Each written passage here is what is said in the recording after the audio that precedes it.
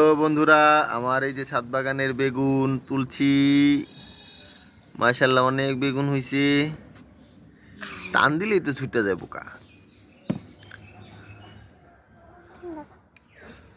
ওটা না হ্যাঁ। আল্লাহ, এই যে আমার বেগুন গাছ থেকে তুলছি আজকে সকালে। গাছগুলোতে যথেষ্ট বেগুন ধরছিল, কিন্তু ঘটনাক্রমে গাছগুলোতে পোকা হয়েছে।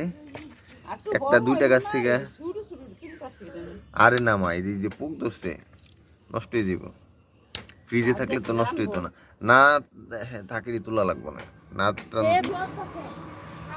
বেগুন এই গাছটা মরে গেছে, এটা তুলবা? থাক, এটা থাক।